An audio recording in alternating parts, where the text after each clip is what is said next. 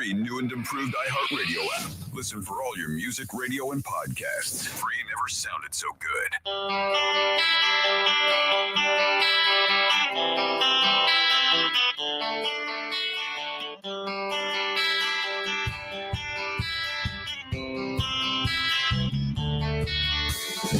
Navigating today's real estate market can be tricky. Want to buy or sell a house, finance or insure a house, or stuck with a house and don't know what to do? Florida Talk Real Estate has been your local one-stop real estate shop since 2012. Get the advice you need from your local real estate pros. Here are your hosts, Jim DiPaola and Johnny C. live on Real Radio. 1, 2, 3. Chip. Try one more time. Chip. I was typing. Chip. I heard we're gonna go 1, 2, clap, clap. That's what we're gonna do. And then Johnny said 1, 2, 3, and I was like, oh, which is happening. Okay, let's try Well, the it good again. news is that we weren't even close. So what are we doing? 1, 2, clap, clap? Yeah. Ready? Okay. 1, 2. Is that close enough? Yeah, that was good enough. Thanks, guys. Hey, if you're wondering if we are live, yes, these antics are live on the 29th of November. Hope you had a nice Thanksgiving. Welcome to another edition of Florida Talk Real Estate. Radio being done like only we can do. It's 2 hours of infotainment. We're talking real estate. I see you out there, 92.1, 101.7. What's up? We are live streaming. That's why we're clapping, y'all. So you can get a great experience with the live stream, specifically after the fact. Find us on Facebook and YouTube. That's Florida Talk Real Estate on Facebook, Florida Talk Real Estate LLC on YouTube, home of a ton of informational chunk videos. Consume. Thanks for being out there always. And you're welcome to be a part of the program. 877-927-6969. Questions, comments, concerns in the world of real estate.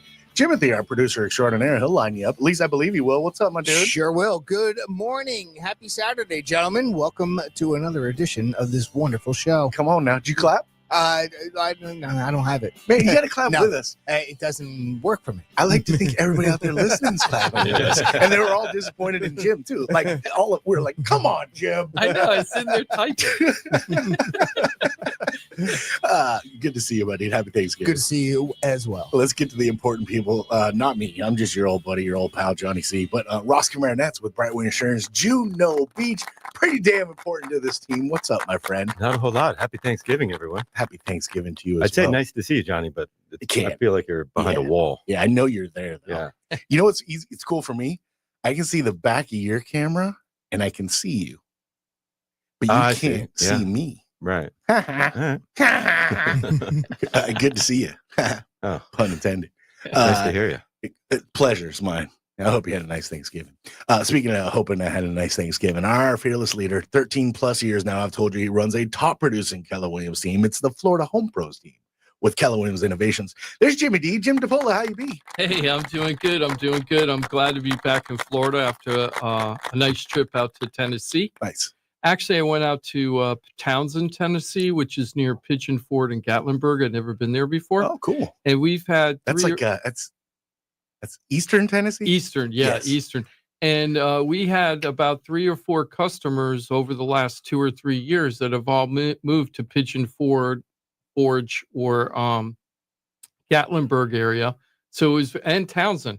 So it was very interesting to go out there and see what everybody was so happy about moving out there. Nice. A lot of people moving out there. The people that moved out there were people who were looking for a slower lifestyle, more affordability for housing, and just regular costs.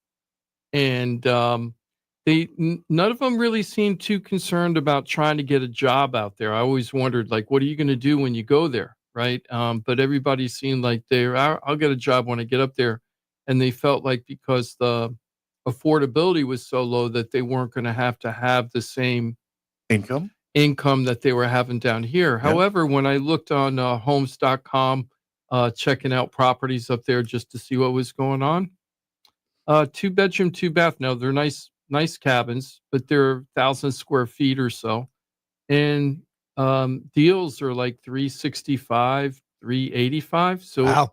That isn't that much different, like Port St. Lucie prices. Mm-hmm. And frankly, 3 bedrooms were really in the 6s. In Port St. Lucie, for $386, you can get like a 4-bedroom. Ross, you're so far behind. I don't know. The average home. What is it now? 400 and some odd Is it thousand really? is the average home in Port So St. Lucie. I got my drip. Yeah, claps and drips. Yeah. I have my drip from Florida Talk Real Estate from Jim, who set up on my search for my home. My Port St. Lucie's, I'm gonna say probably 1 in 6 properties probably has a 3 in the first number. There's a lot of 4s in the first numbers up there. Yeah, And that's But those are all going to be 3 bedrooms. too, most you of them are know, going to be you know. 3 bedrooms, Yeah, or larger. Yeah. Yeah. With But a pool. I mean, that's part of my Mhm. my inclusion. and that area is really being undercut right now, where new construction is just stripping out the resale really bad up there. So it's really hurting the resale sellers right now. If you don't nail the price, you're going to go through a lot of pain. That's not uniquely that area of Tennessee, though, is it? I mean, that's kind of. Oh no, I'm talking about Port St. Lucie there. Okay, I was talking about Port. I'm sorry, I was back to PSL. I'm sorry. Yeah, because I was going to say we have the same issues No, here. I don't know. I would. Yeah, evidently Port St. Lucie. And I was a little surprised to see very few Keller Williams signs out there. It was mostly Remax was a big company out there, and EXP, but not so much. I saw a couple of KW signs, but not that much out there. I'm surprised that you didn't find the KW centers out there and pop in and be like, hey, what's going on? I was so on vacation, dude. I needed it just seems so Jimmy D. I know, but I was so pushed away from it. Yeah. Oh yeah, I was Good so shot. I just needed a break. That's a good recharge. Yeah, and it was really nice. We had a really good time. I went to Dollywood. I'd never been to Dollywood before. So was that awesome? It was good. I've never been either. It was good. The food was horrible, but what do you expect? You're in a park. But it's an amusement type park, right? But not quite an amusement park. No, it's an amusement park, but it isn't on steroids like Disney World. But it's really, really nice. And I got to tell you, the customer service out there, like all the restaurants, the convenience stores, every place that you went, everybody's so laid back compared to down here. It's really. Well, you're in the South. Yeah, and I got to go north to get south. Yeah, you have to go north to get south. Welcome to South Florida. And it was a vacation area, so people are have that more mentality. Sure. But it was so nice, and right when we left, in Pigeon Forge, pretty sure it was in Gatlinburg, but in Pigeon Forge, there's this downtown area that's kind of like walking down Duval Street, but countrified. Really? Right? Yeah, it's pretty cool. And the day we were leaving, that's an image, isn't it? Yeah, countrified Key West. We still got the buttless chaps. It's just there's some spurs jangling a little bit. But when we were, I want to be nice. He likes the word Thanksgiving was just the other day. Oh, you said buttless. So there might be children listening. It was funny. So there was a big, gigantic black bear that was on top of one of the buildings we were on the day before. Are we still talking about buttless chaps? Yeah, nice. So I don't care if the kids are out there or not. Yeah. The kids.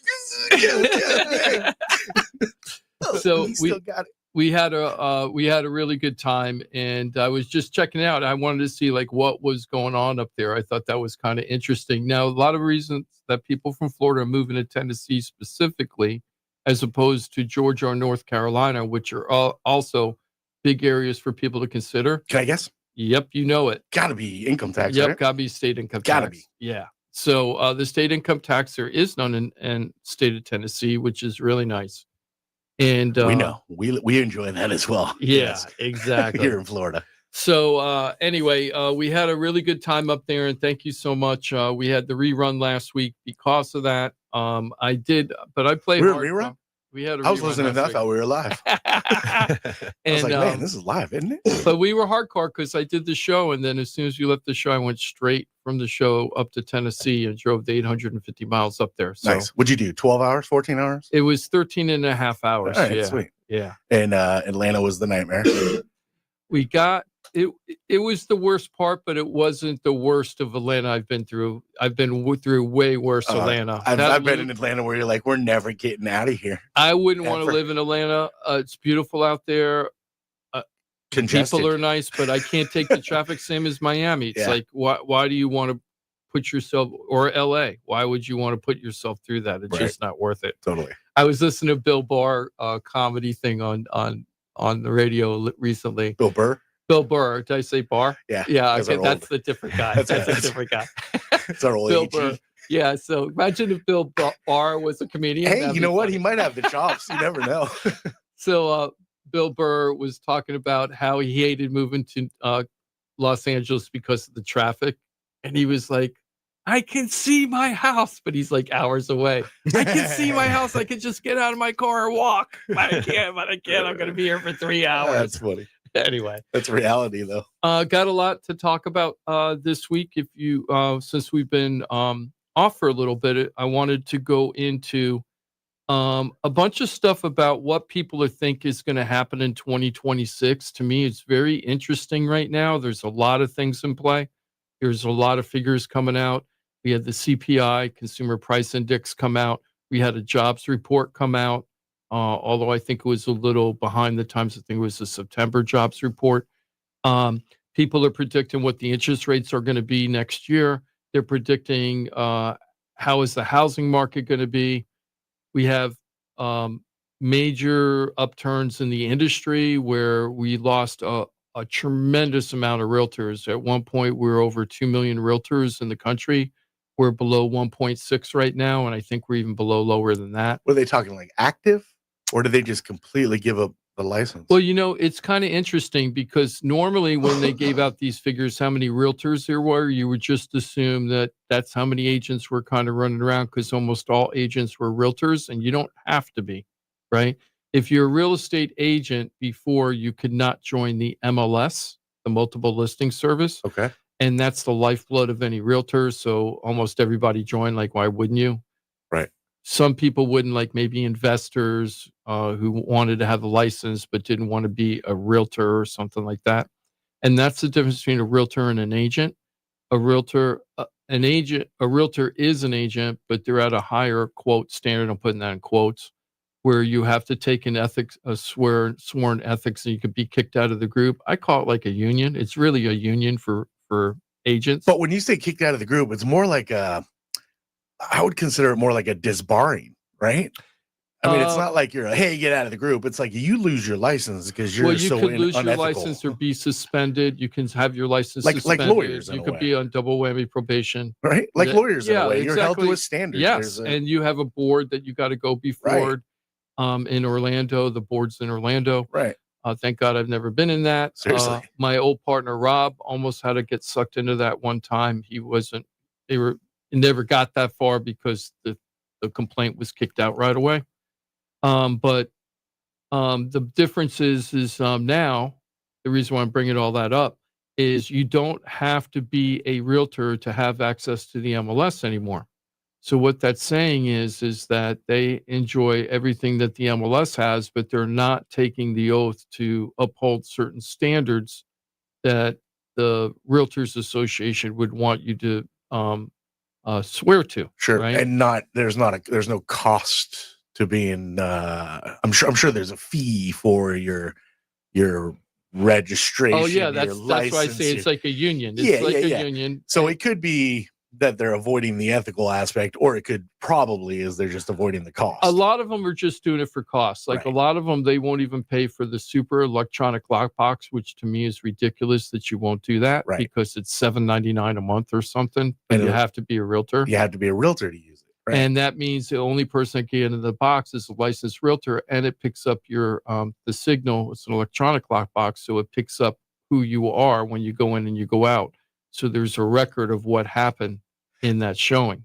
I know this is totally off base, but just because you bring these up, have you heard any issues with those things being hacked? Because I mean, like every key fob now, Mhm. every garage door opener, Yeah. like everything can be super hacked at this point. I have have those had issues? I've not ever heard of that being hacked. Huh. I'm not saying it hasn't happened, but I haven't heard it. And Doesn't it have to go through your phone too? yeah, you use an app in your phone. That's what you have to do. I guess there's a way where you can set up a code and you do a code, but I still think you use your phone. But when you're talking to an agent and they say they don't have Supra, Yeah. you know that you're dealing with an agent that's not in production. I mean, you don't even have to look up their stats. Right. They're because- not willing to spend $8 a month. Right. Right. And that's to protect your customer. Right. Right. That's how I look at it. It's a Absolutely. protection for the customer. And it is an inconvenience to the agent a lot of times because then you have the bozo agents that don't have the Supra.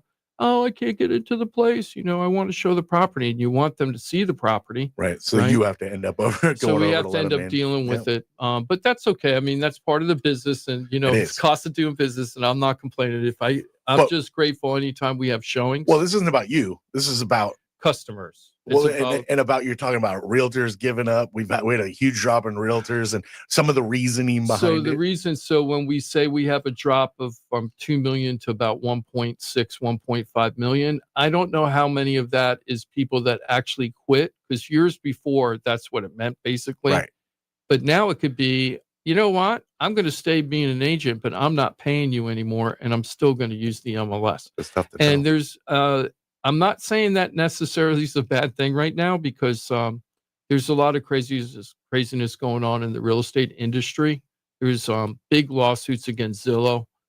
They're trying to make Zillow, what do you call that? Not a RICO, but monopoly. They're saying that Zillow is becoming too big and it's got too many things under its belt right now. Who's going after him? Oh, there's a bunch of lawsuits from sellers, and I'm not sure about buyers. So there's a bunch of lawsuits between brokerages and Zillow. Compass is one of the biggest ones that's having a big fight with Zillow right now, and then you have also the MLS is fighting with Zillow, and Zillow's fighting with the MLS. There's a lot of stuff going on in the industry. We're probably going to, in the next 2 to 3 years, we're probably going to go through a lot of changes, but nobody knows what will work, because that whole buyer's agent commission thing, that didn't make any change whatsoever at all to affordability for houses. And that was the whole reason behind it, wasn't it? The whole reason was they felt that realtors were artificially increasing prices. This was going after NAR, right? The National Association of Realtors. And what the argument was is that sellers were being forced to offer a commission to a buyer's agent, Right. even if they didn't want to, right? And because of that, sellers would then raise the price of their house to make up the difference for that cost. That was the premise. Right. But it didn't work that way, because you know what? There's a whole thing that I learned in college when I was a freshman called supply and demand. Well, and the whole time, that matters too. And they didn't take that as like being 85% of the reason why prices adjust and commissions adjust. of course, the whole time it was a negotiable aspect of the contract anyway. It really was a It really ridiculous stripping of something. Again, Mhm. I guess the effort was affordability crisis. So we'll go after the realtors because they make too much money on these transactions, and it was never going to get to that end game. You know who won?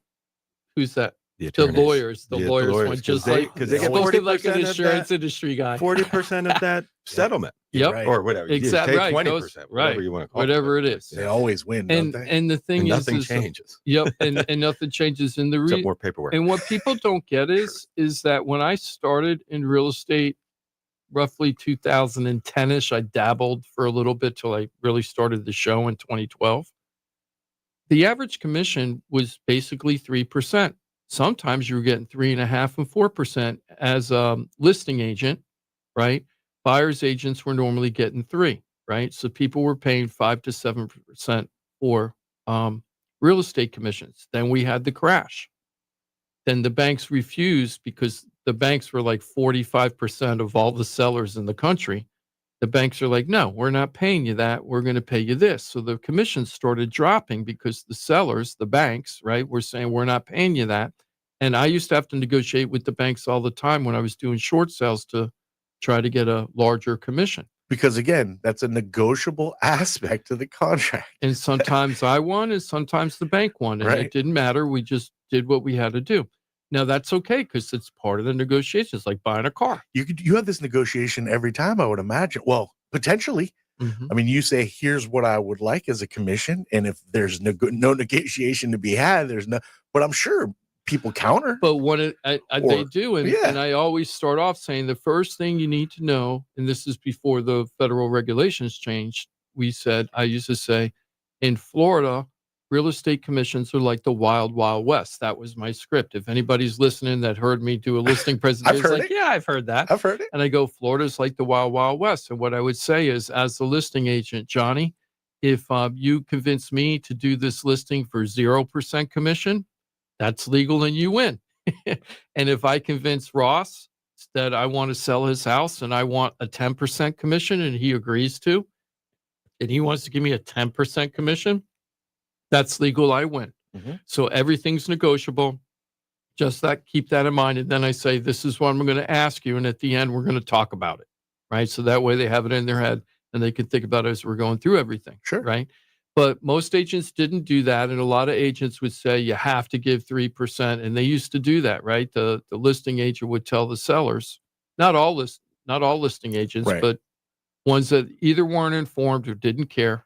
Well, they deliver it as this is the way it is. You deliver it as the reality. This is negotiable. And I'm going to tell you why I'm asking for this, and I'll show you. And if you think it's worth it, then we'll land there. Yeah. And that way I feel like everybody's well informed and they make proper decisions. And things can change because when you put the house on the market, if you're not getting what you want, commissions on the buyer's side for sure, right? And the listing side, right?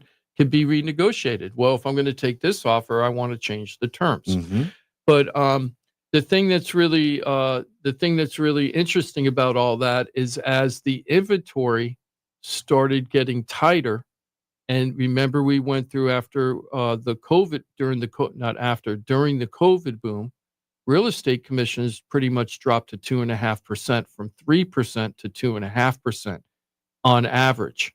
Naturally, without anybody doing anything. Why? Supply and demand. Market dictated it. Yeah, market dictated it. Why am I going to pay 3% to you, Johnny, if Ross is coming in without an agent? I don't have to pay him anything. Right. Or why am I paying you, Johnny, 3% when Ross's person is going to do it for 1.5%? And he's giving me the same price, right?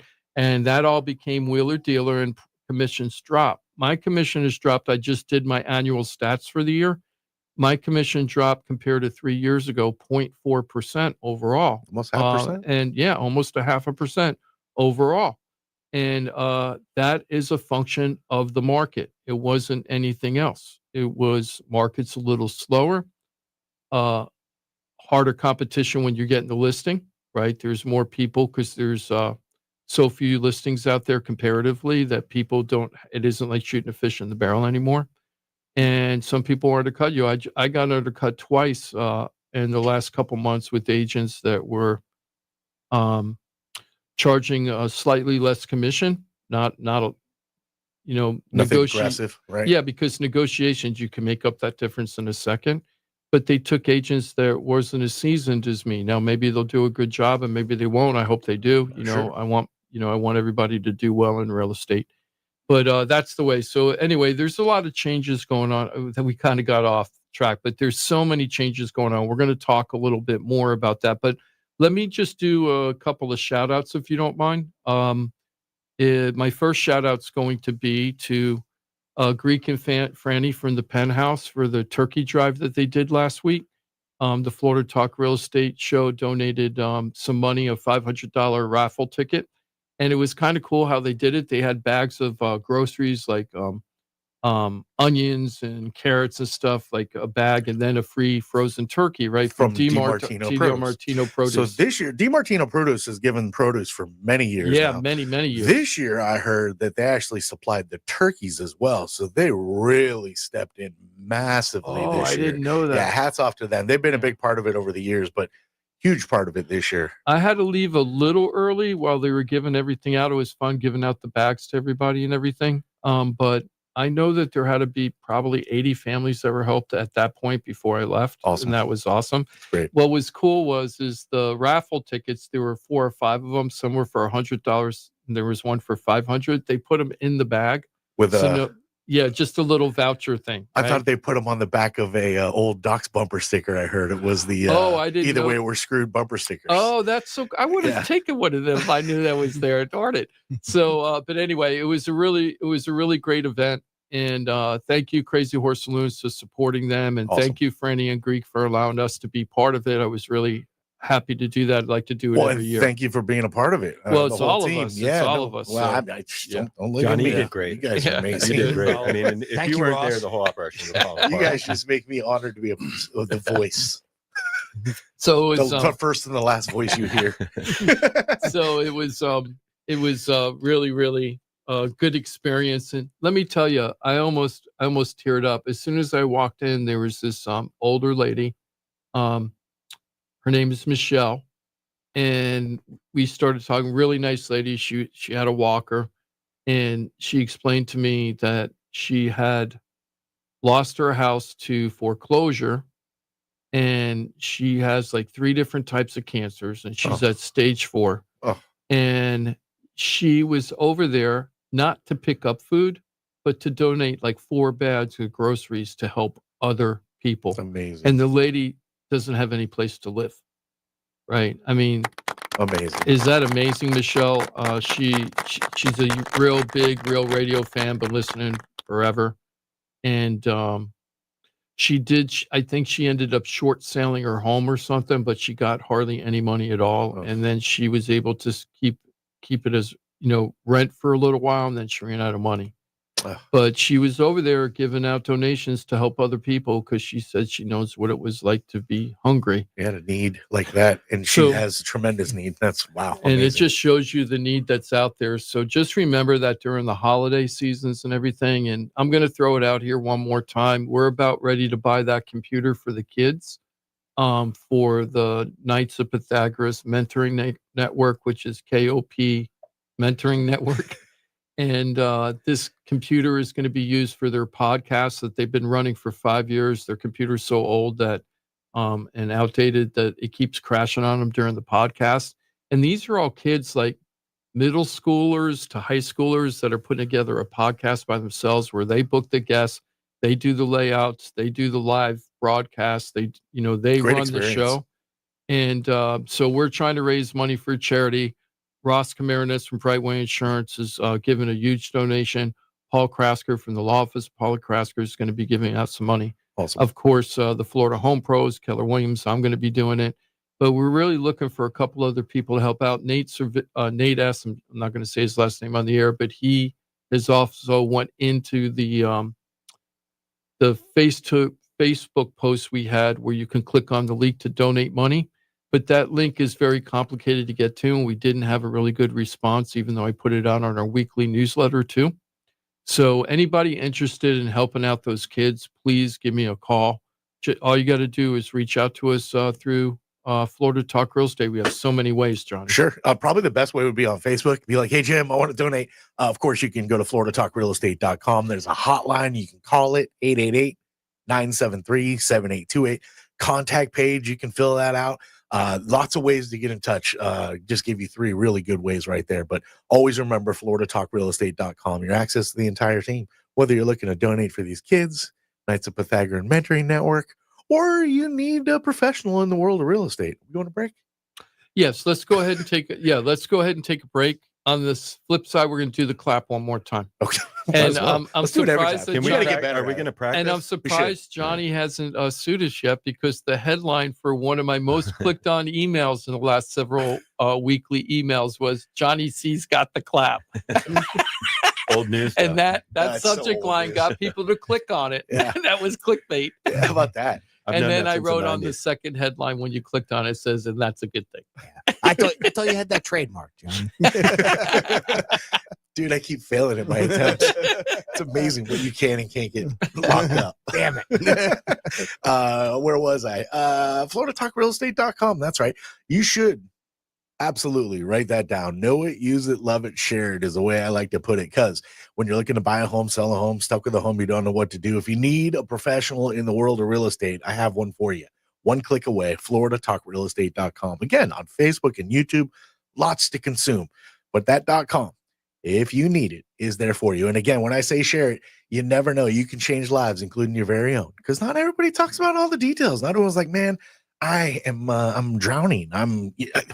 You're not going to get all the details. You get some of the details, but you just give them a resource. And sometimes they're going to reach back later and be like, hey, thank you very much for sharing that, because you don't know, but they helped save my house, or they helped me get into a new home, or whatever the situation is. I'm telling you, pros at floridatalkrealestate.com.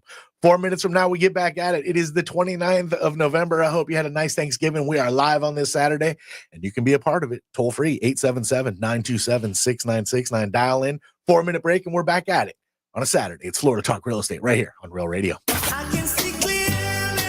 The visual aid you need for all the freaky stuff we talk about on the radio. Find it at realradio921.com.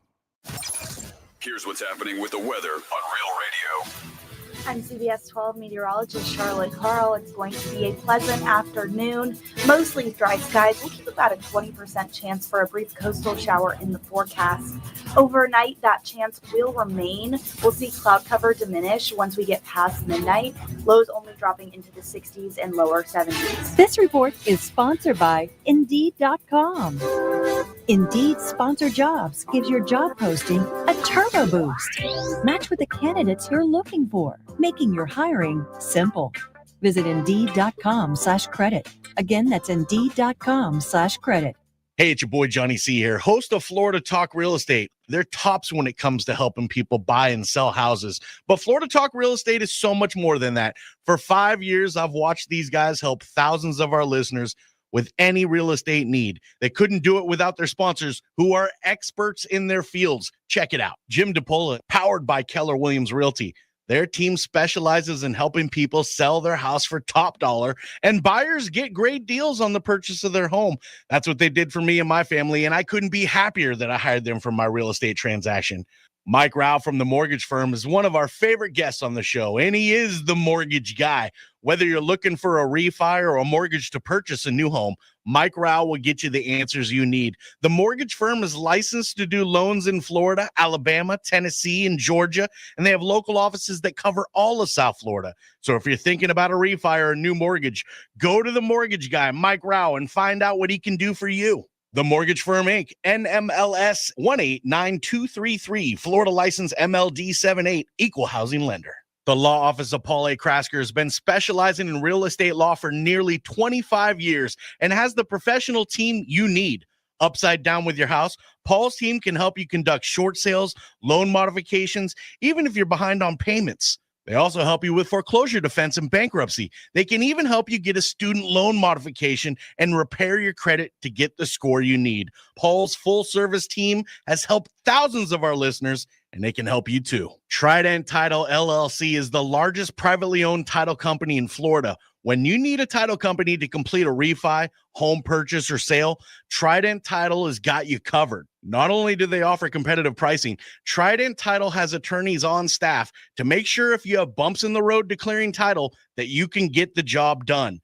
Beware, not all title companies in Florida have attorneys on staff. Trident Title does and complies with all the new federal regulations released last year. Ross Komarinetz, owner of Brightway Insurance, has been helping our listeners get great rates on homeowners insurance plans. Haven't checked your homeowners insurance policy in a while? This is a great way to help reduce your monthly mortgage payment. Ross can also help with renters and auto insurance. Ross is only a phone call away and can usually get the answers you need same day. Call Ross today at 561-425-6228 or drop by his office at 873 Donald Ross Road in Juno Beach. So now you know why I'm happy to be part of the Florida Talk Real Estate Show, the longest running real estate show in Florida. And all these sponsors are just a phone call or a click away. Just call 888-973-7828. That's 888-973-7828. Or go to floridatalkrealestate.com. That's floridatalkrealestate.com. And don't forget to use the most accurate search engine to find your new home or ask for a free home valuation because floridatalkrealestate.com has you covered. That's floridatalkrealestate.com. This is Real Radio 92.1 and 101.7. Real talk for the Palm Beaches and the Treasure Coast.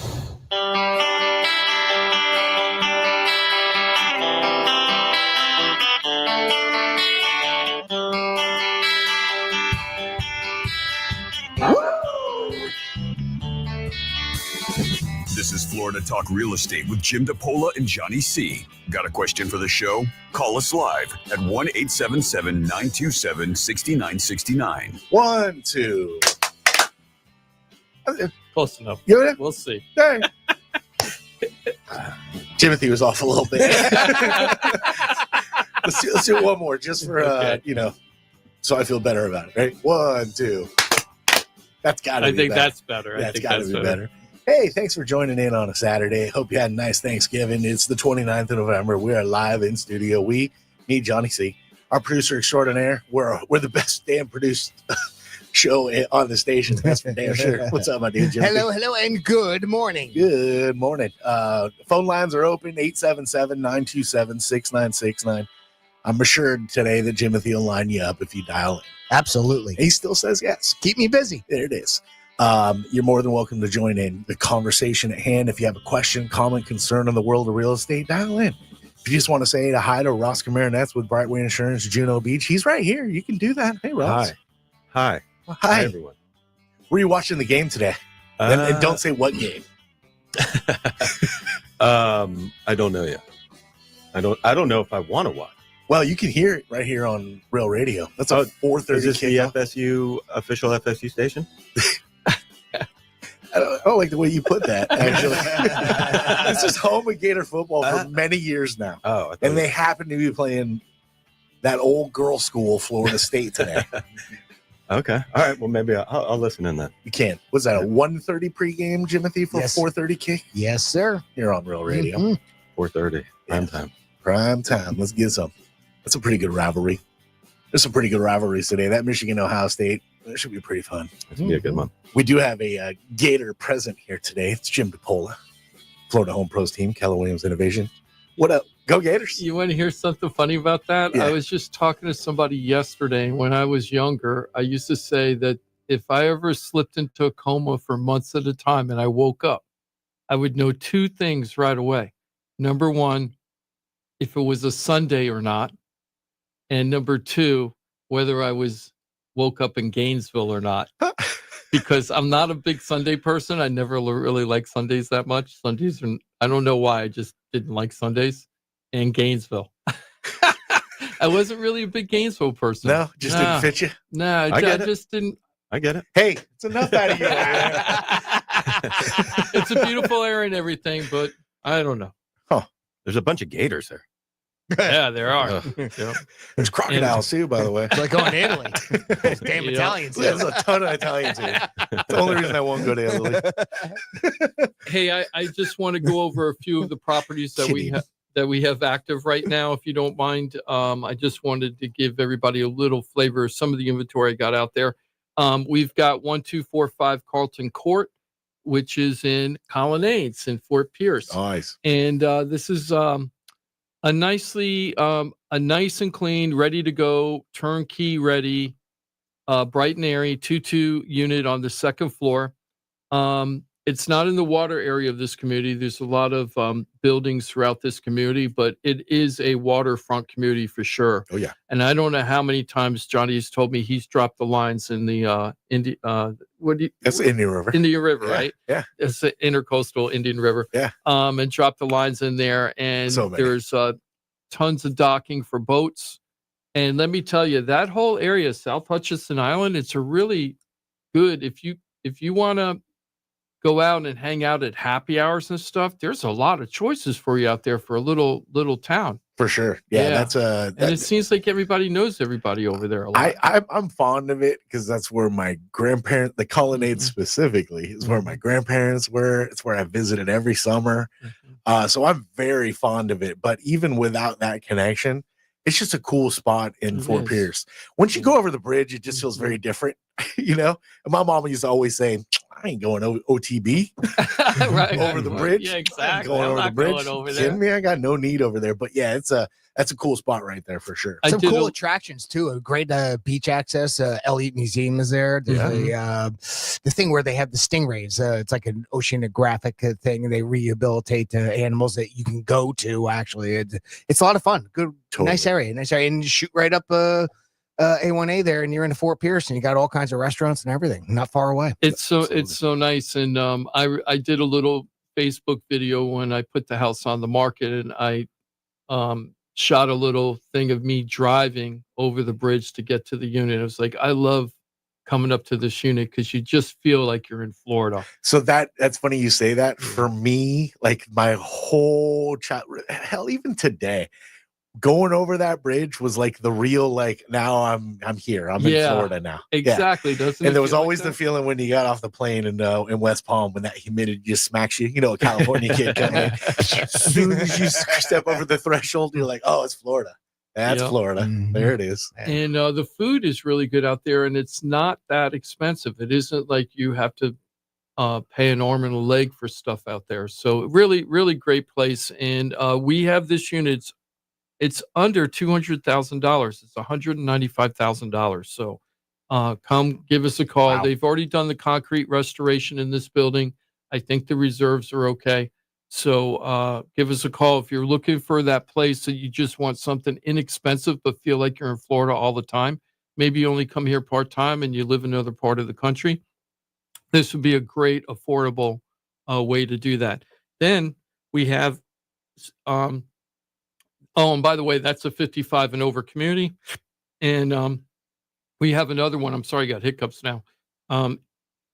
In Century Village in West Palm, we have a 2-bedroom, 1.5 bath unit on the market. We're asking $149,000 for that. That's about the middle of the price ranges in there. You can get stuff under $100,000, but basically you got to rip the whole thing apart and start over. At $149,000, the unit is totally move-in ready.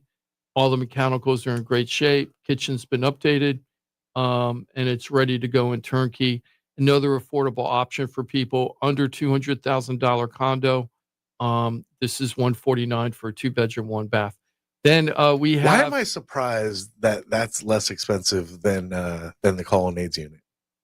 Why does that surprise me? Well, location. One's on the water, one's in a water community. The other one's like in even the Palm Beach County aspect to me. Well, and Century Village is supposed to be an affordable option for people. It's always been like that. The community was built in the 60s, right? Century Village, I think, has over 5,000 units in the community, something like that. Yeah. Maybe 6,000. Big, huh? Yeah. And there's a bunch of different associations besides the Master Association. And it also has a multi-million-dollar arts and entertainment center over there, complex, kind of like Kings Point and Delray has that too. So again, why am I so surprised that it's we're talking like a $50,000 difference? Well, to be honest with you, the buildings are older, right? That makes a difference. The other thing is that the HOA at Century Village is about $500 a month, just a little bit over. You get so much for that $500 though. But some people is like $500 a month for a $150,000 condo. That's a chunk. Yeah. But you get, if you have to go to the doctor or grocery shopping and you can't drive, they got shuttle service for you to do all that stuff, right? They've got every kind of activity you can think of to keep you busy, right? The HOA and the Colonnades has got to be at least around that, though, isn't it? Let me look. I'm thinking 500 at least. Remember. Hold on. Let me look. God. Sorry to put you on the spot there. No, but that's when you said 5, I was like, that sounds probably about right. Actually, it's 700 because of the reserves and everything they had to do. It's up to $758 a month, not a quarter. But for people that are on vacation home, that's still relatively inexpensive. Oh yeah. But yeah, so Century Village is a great affordable for seniors that are on a budget. That could be a really good option for you as opposed to renting. Depending on what you could put down on the property. And when Mike comes back into town, I wonder if he's up at the FSU game with his daughter, Isabel. I'm wondering if... in Gainesville? Yeah. Isa. So I wonder if that's in Gainesville. I thought it was at FSU. I'm thinking wrong. No. So, because he was supposed to come this week and then he blew it off. He could be there, though. I'm wondering if he's there. My nephew is a FSU grad, and him and a buddy are at Gainesville, and then they're bombing down to the Dolphins on Sunday. Oh, that's pretty cool. Yeah, they're doing a twofer. I have my next property I want to talk about is a very unusual one because it's my Airbnb property right now. It's 280 Bella Vista in Jupiter. It's a half mile from the beach. It's in a great community of Jupiter area. You're by the Jupiter Park, Juno Beach Park to south of it, the Carlin Park. Carlin, what is it? Carlin Park. Yeah, it's just Carlin Park, right? I felt like there was another word in there for some reason. But what's interesting about this is that it's a 3-bedroom, 3.5-bath townhome. The person bought it a few years ago. They moved in, they put over $200,000 to upgrades, and then they furnished it nicely. They were living there for a while. Then their life changed, and they decided to move somewhere else in the county. But they decided that they were going to keep it and turn it into an Airbnb. They have already $47,000 for this season and a little bit of next year already prepaid in the bank, just waiting for the customers to come. And it's legal. It's a daily rental community that allows you to rent the properties daily. You're not having any issues with that whatsoever. And we've already had 4 people reach out that were very interested in it. Can't show the property. Why? It's being rented out. Yeah. So I have to give them a calendar of what days the property is available over the next month to show. And there's way less days in the calendar that you can show it than you can't show it because it's that booked. Brutal. So it's kind of cool. I like that that it's getting that much action. No, it's great that it's got a lot of action. Yeah. It's tough for you to show It's it. time to show. So I'm hoping that we're going to be showing it a little bit on Monday, and then after that, it's booked on Tuesday, and it's booked for another week, and then the week after, we're going to hopefully show it again. Beautiful home, over $200,000 in upgrades, not including the furniture. And if you buy that unit, it's like you're walking in, like after you put your down payment and closing costs and everything, then this seller is going to say, okay, here are all the listings that are prepaid for. Just sign up to this account through this daily rental company and all the money's yours. So it'll probably pay for half of your down payment costs if you were to do a down payment on this. And it's also a great opportunity if you don't want to turn into Airbnb. It doesn't have to be. It's a great community just to move into and stay. Let me see how much the HOA is on that one, Johnny, now that you got me thinking about HOAs now. So the HOA on that one is $883 a month on that one. It's a 795 unit for $795,000. If you're interested in any of these, they're on our Facebook page. I don't know if they're on our Florida Talk Real Estate page because we're revamping that right now. Totally changing it around. I'm going to be very excited when that's done. Nice. End of January. And so if you have any interest in any of these properties, give us a call. Or if you're interested in buying a property or selling a property, give me a call. I'd love to talk to you about what we could do or just give you some great advice about what your options are. That's good too. Absolutely. FloridaTalkRealEstate.com. Buying a home, selling a home, stuck with a home, you don't know what to do. You just need a professional, some aspect in the world of real estate. The market is crazy out there, and there's lots of professionals needed, and we got them all. The best of the best. One click away. FloridaTalkRealEstate.com. Like Ross Komarinetz with Brightway Insurance, Juno Beach, and of course, Jimmy D over here in studio as well with the Florida Home Pros team. Thank you. Okay, so let's get a little bit into the economy a little bit, because there's so much going on right now. So let's just go into interest rates first. And interest rates went down 0.03. So now we're back down to, let me see, what is this, 6.23? Yeah, 6.23. We were at 6.26 last week. So, and we've been hanging out. I'm going to show you something, Johnny, because I can't show it on the air, but look how flat that line is. Pretty flat. This is a year. Yeah. Right? Pretty flat. Our interest rates have been flat for so long, and everybody's going to be complaining about that interest rates are the issue. The interest rates aren't the lowest they've ever been in a while because there was a 6.08 last year, but 6.23, this has been so consistent over time. And there's a lot of people out there, especially first-time home buyers, who are paying money for rent. And I've talked to 4 or 5 of them over the last couple of weeks, and they all were thinking about buying last year and didn't. So they decided to rent. So I started calling them up saying, hey, your lease is coming up. Are you ready to do it this year? And they're all saying they're going to stay with the rental property they got. But here's the thing that's interesting is that if they were willing to pay 10% more on their rent, and I'm trying to be conservative here, so might even be less, but if they were willing to pay 10% more than what they're paying for rent, they probably could get a home that would definitely work for them as a first-time home buyer Right. and get into the market and start playing that whole real estate game to start getting appreciation and everything over time. It's where you wonder if it's lack of willingness or lack of ability to. If it's just they don't have it in the budget. Because I can't imagine year to year that their savings has gone up tremendously if they're kind of the average Joe.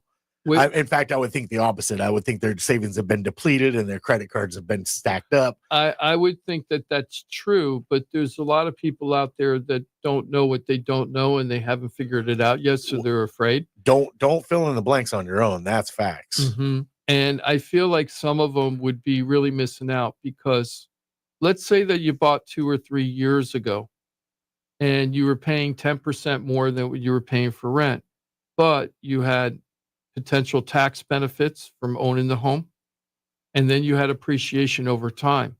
Even in the bad markets until this year, okay?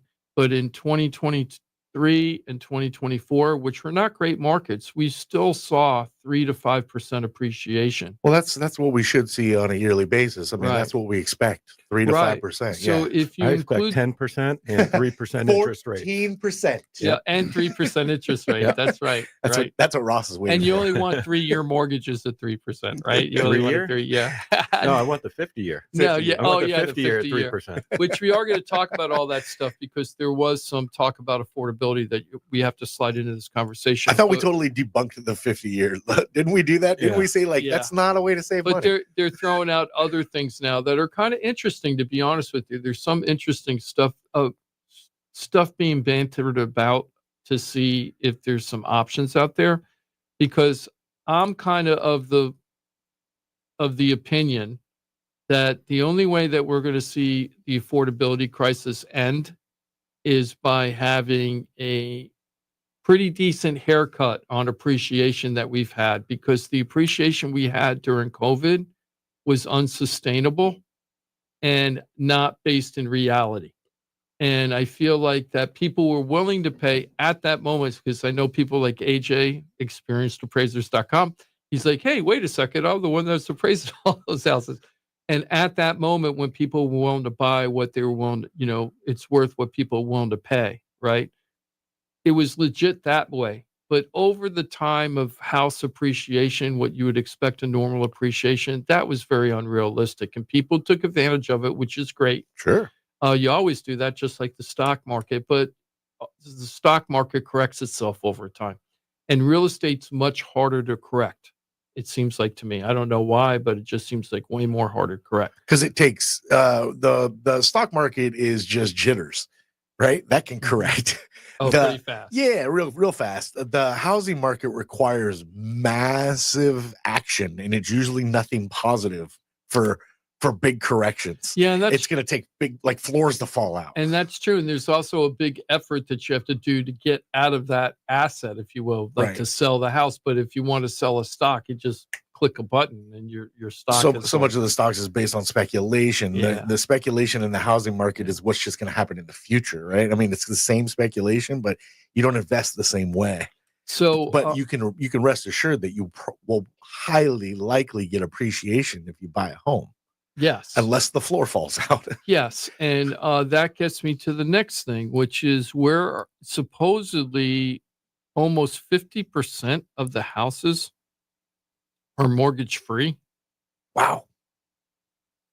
40, I'm sorry, not the numbers changed. Okay. So we were at over 50% of the houses in the United States were, had more than 20% equity in the home. Now, 40.3% of all the homes owned in the United States are mortgage free. 4 out of 10. That's wild, right? Really? This is coming from Axios, right? And just to give you, and actually it's coming, Axios is getting this data from the U.S. Census Bureau, okay? And then they mapped it out. And Florida is I don't have the hard numbers, okay? But Florida, based on this map, is in the middle of that 40%, right? Now, the ones that have the most equity, believe it or not, are, I can't even believe I'm saying this, West Virginia, okay, Mississippi, and I forget which is on the left side. Is it Arizona or New Mexico? New Mexico is on the right side. Correct. Right? Okay, okay. Thank you, Johnny. It's next to Texas. New Mexico. Those are the three that have the most mortgage-free homes per capita. So that surprises you though, for some reason? Well, West Virginia and Mississippi are pretty poor states. That's what I'm saying. It's pretty poverty-stricken states comparatively. But also their houses are probably the cheapest in the country. I bet you if you look at median home values, they're also the lowest. And I bet you a lot of people stay in their homes for a long time over there. I might be wrong. Thinking. Everybody, like that, probably that house has been in the family. Yeah. Right, exactly, for generations or something like that. Now, the states that have least mortgage-free homes, Washington State, California, Nevada, Utah, Colorado. Utah. Yep, Utah. And let me see, Virginia. And I don't know, New York is like Florida, right? Kind of in the middle.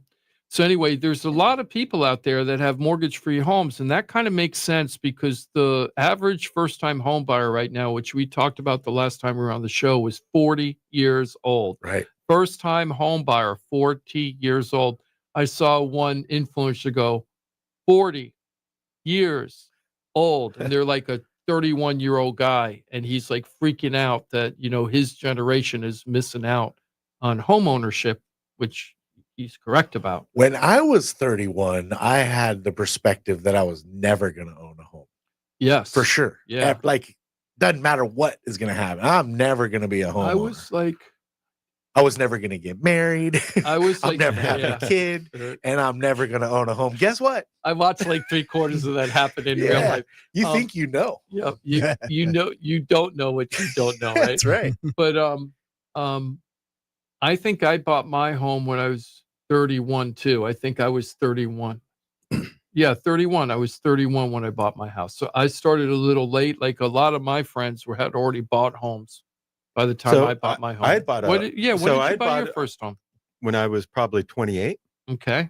Then did you do it here, down here? Yeah. Okay. But then in 2020, I was a first-time home buyer at age 40. Again, yeah. First-time home buyer. Yeah. I was 40. Yep. And that's what Mike brought up when we brought this up a couple of weeks ago, is that 3-year reset to become a first-time home buyer. And that can really skew a number. That doesn't mean these people are buying their first home at 40. True. And I don't know when the reports might be reporting on real first-time home buyers. They were using. You think they were using? Yeah, because we looked it up during the show. Yeah, they were using that. You didn't own a home 3 years prior. I'm buying next spring, and I'm going to be a first-time home buyer. Right. So you'll be skewing that number up. Yeah, I'll be skewing it big time. I'll be skewing it big time. So, and the other thing I'm telling people right now is, if you're renting right now and you can get a deal that makes sense, you probably should do it. So, but just to continue that conversation for that 31-year-old dude, he has a lot of information that he doesn't know to understand what that 40 means. Doesn't mean he can't buy a home. It just means that. Yeah, it what it means is that people aren't really figuring out what's going on. Right. Gotta have all the details. You have to have all the details, and they don't have a plan. The thing is, like, even with you, Johnny, when you decided to get into the housing market, right, it wasn't just like, okay, I'm going to do it now. There was a plan, and we went through a process, right, and it gave you a clear idea of what the end of the tunnel or the finish line was, right? So, where the finish line was. So you weren't just like, I want to buy a house someday. Right. You weren't just running around. What it took was a lot of help. I have to get guidance in so many ways. And I fortunately had the resources to help me along the way. You do too. Yes, I'm talking to you. FloridaTalkRealEstate.com. The same resources I had to get to my first home, yes, you can utilize the same team. FloridaTalkRealEstate.com. I went from this is never going to be my life to, and pretty quickly I went to, this might be real. Now, again, more help than you can imagine to get done what I needed to get done. And I'm forever grateful for that. But when you have the path and an understanding and a desire, you can get there. It's just about making it happen step by step, day by day. It's not going to happen tomorrow. I understood that, but we got there within 9 months, I want to say. Yeah, it was about 9 months. Within a year. Yep. But it took desire, and we had to do some things. But it wasn't like, in my mind, it was wipe all my debt out and then I can maybe get there. And it was, sitting down with the professionals is no, we just need to chip away at this. If we chip away at this and this gets your credit score to here. And then we just need this down. Here's your down payment assistance program. Bada bing, bada boom. We tied it all together. And there's a video of me getting my keys. They're floating around out there. Yes. So let me ask you this. I know that we got to take a break, but I wanted to ask you this because it popped in my head. And I think it would be a really good enlightening moment for certain people. And I don't know what the answer is going to be because I'm asking you live on air. What do you think your family life would have been like, about housing when it came to housing, if you rented even to this day? Can you imagine if you never bought and you were still renting and you went through all those rent increases during COVID where everybody went nuts and then looking for places? Do you feel like you would have been better off that way? So I can put myself in that situation because I went through rent increases. Like I have to find a place to move because I can't afford this rent anymore. I've done that. Where I was renting prior to buying was a totally unique situation. I remember this lady gave me rent landlord decreases every year. Donna was an angel. I mean, unbelievable neighbor. She even tried to get me to buy her home, that home that we lived in, like for no money. And it just, we didn't want to live in Port St. Lucie. Right. We wanted to live in Palm Beach County. So uniquely for me, I don't know what it would have been. I don't know how different. We've just been living in Port St. Lucie. But yeah, I think I've been through it. I think if you have the resources to understand your situation and what it takes, because sometimes it's just a couple of tweaks, little things. You don't know all that's involved until you sit down and understand it. And it doesn't take a lot of time. I got a real firm understanding in just a couple of hours, truly. And then you start putting in the work. But yeah, you have to have the roadmap. You have to know what you have to do, because otherwise you're sitting there like I was, just thinking, I'm never going to get out from under all this. And that's what it's going to take to buy a home. And that's just not reality. No, it isn't really. It isn't like that. So anybody interested, give us a call. We don't bite. And by the way, down payment assistance programs are better now than when they were back in the day in 2014. Yeah. On the flip side, what we're going to talk about is a little bit about the affordability ideas that they're throwing out right now. Some of it's national, some of it's state, like Florida specific. Some of them I think are potentially, I never thought about that. Kind of interesting. And I don't know the right answers for this because it's brand new stuff we're talking about all over the country about trying to fix property taxes for affordability, insurance for affordability, all kinds of things. So we're going to talk about some of the ideas and see what you guys think about it. Excellent. And if you have anything you'd like to throw into the conversation, you have a question, comment, concern, something totally off base involving real estate, don't be shy. We have a toll-free number. About an hour remaining on this Saturday. We're live on the 29th of November. Sure hope you and your family, your friends had a nice Thanksgiving. Dial in at 877-927-6969. Of course, if you're not comfortable on the radio, believe me, I understand. I'm not comfortable myself. FloridaTalkRealEstate.com is for you, the one-stop real estate shop. Access to the entire team. These are pros, experts in their field. You might know people that are good at what they do. You should go to people that are great at what they do. FloridaTalkRealEstate.com. Know it, use it, love it, share it. You can change lives, including your very own, with the pros of FloridaTalkRealEstate.com. We're back in 4 minutes. Florida Talk Real Estate right here, Real Radio. We'll be your friend. Follow us at Real Radio 92.1 on Facebook, Instagram, and Twitter. Here's the latest with weather on Real Radio. I'm CBS 12 meteorologist Charlotte Carl. It's going to be a pleasant afternoon, mostly dry skies. We'll keep about a 20% chance for a brief coastal shower in the forecast. Overnight, that chance will remain. We'll see cloud cover diminish once we get past midnight. Lows only dropping into the 60s and lower 70s. This report is sponsored by AT&T. Connecting changes everything. This holiday season at AT&T, learn how to get the all-new iPhone 17 Pro on us with eligible iPhone trade-in. Any condition. Requires trade-in of iPhone 14 Pro Max or higher. Excludes iPhone 16e. Terms and restrictions apply. Subject to change. Visit att.com/iPhone for details. Hey, it's your boy Johnny C here, host of Florida Talk Real Estate. They're tops when it comes to helping people buy and sell houses. But Florida Talk Real Estate is so much more than that. For 5 years, I've watched these guys help thousands of our listeners with any real estate need. They couldn't do it without their sponsors, who are experts in their fields. Check it out. Jim DiPaola, powered by Keller Williams Realty. Their team specializes in helping people sell their house for top dollar, and buyers get great deals on the purchase of their home. That's what they did for me and my family, and I couldn't be happier that I hired them for my real estate transaction. Mike Rao from the mortgage firm is one of our favorite guests on the show, and he is the mortgage guy. Whether you're looking for a refi or a mortgage to purchase a new home, Mike Rao will get you the answers you need. The mortgage firm is licensed to do loans in Florida, Alabama, Tennessee, and Georgia, and they have local offices that cover all of South Florida. So if you're thinking about a refi or a new mortgage, go to the mortgage guy, Mike Rao, and find out what he can do for you. The Mortgage Firm, Inc., NMLS 189233, Florida license MLD 78, equal housing lender. The law office of Paul A. Krasker has been specializing in real estate law for nearly 25 years and has the professional team you need.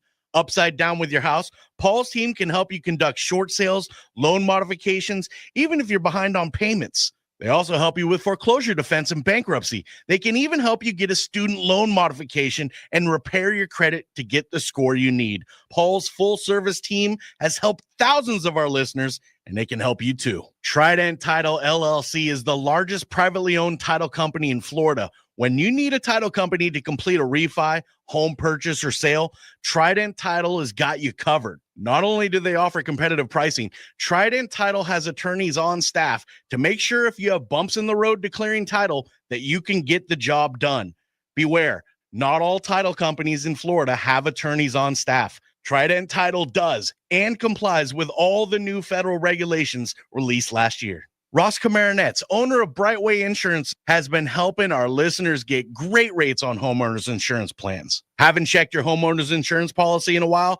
This is a great way to help reduce your monthly mortgage payment.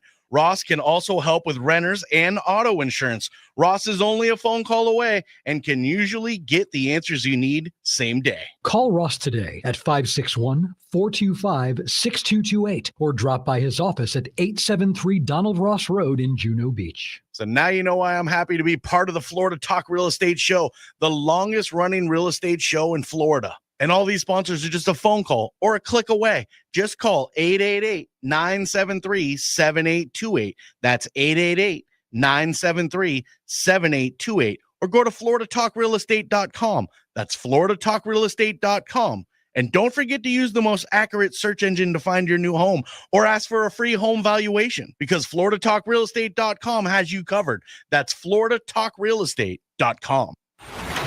From the Anajar and Levine Accident Attorney Studios. Have you been in an accident? Call Anajar and Levine Accident Attorneys at 1-800-747-FREE.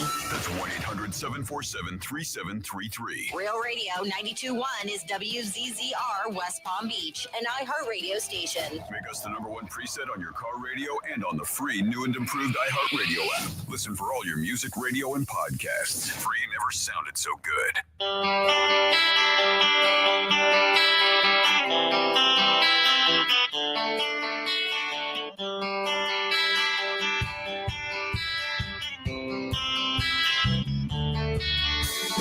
This is Florida Talk Real Estate with Jim DiPaola and Johnny C. Got a question for the show? Call us live at 1-877-927-6969. 1, 2.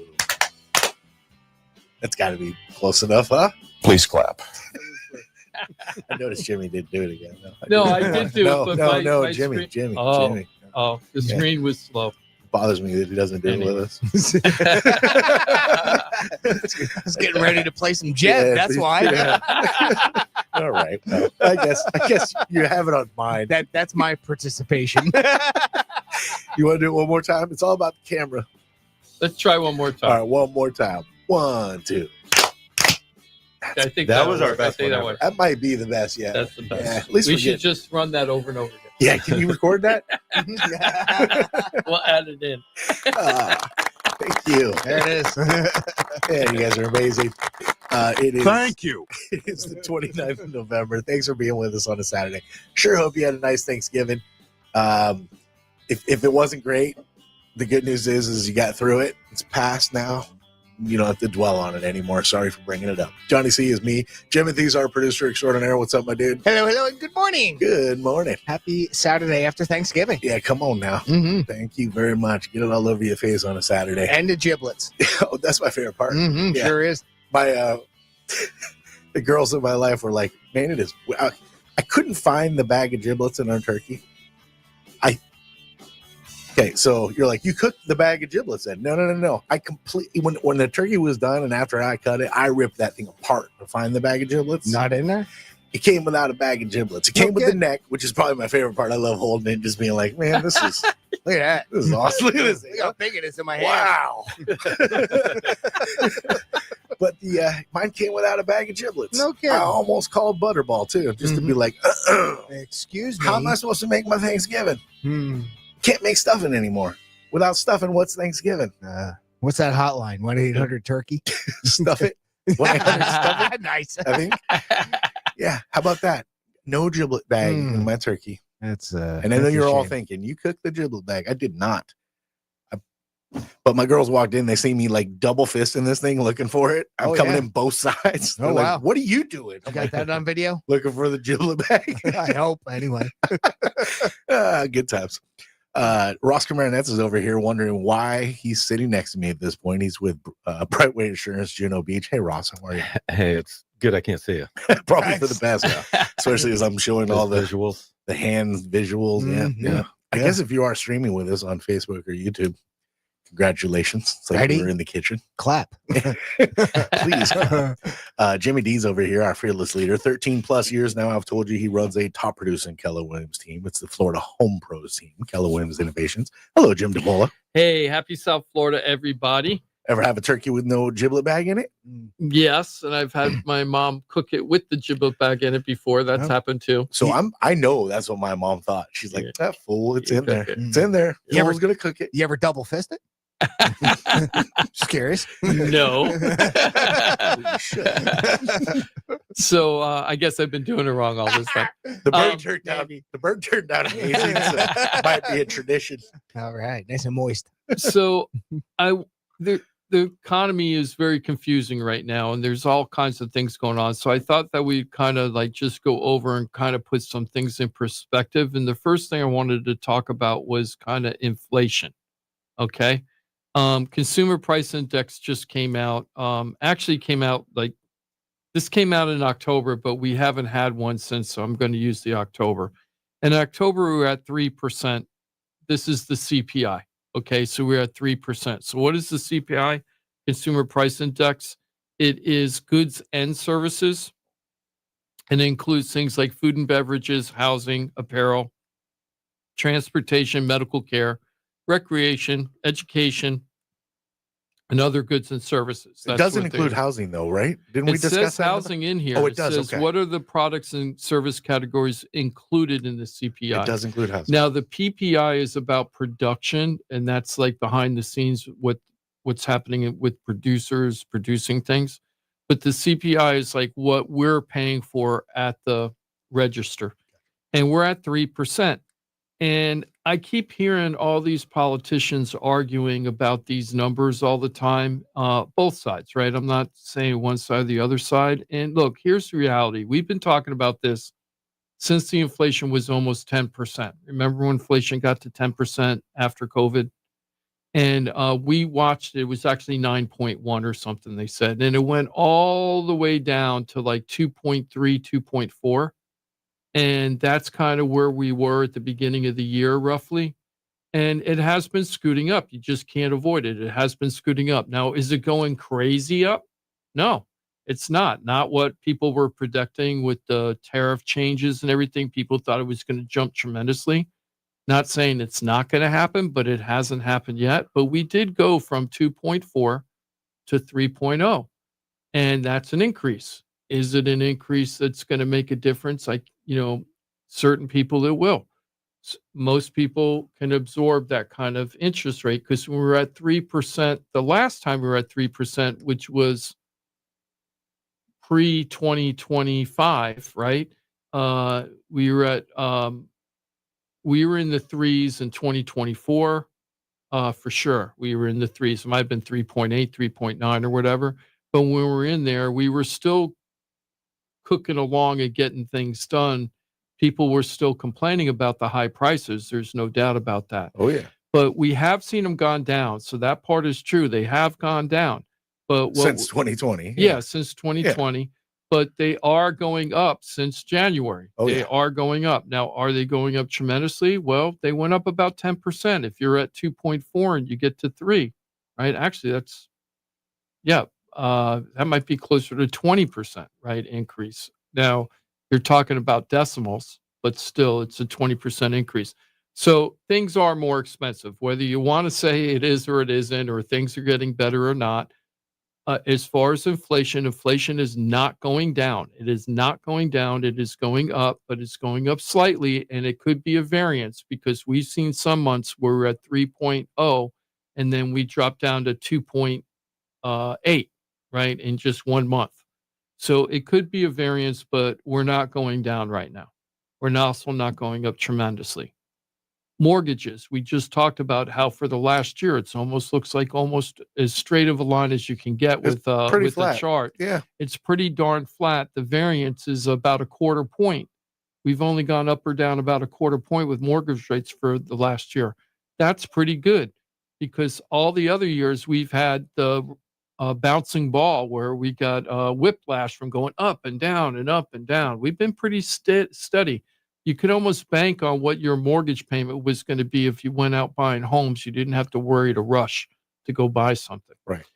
Prices in housing are going down.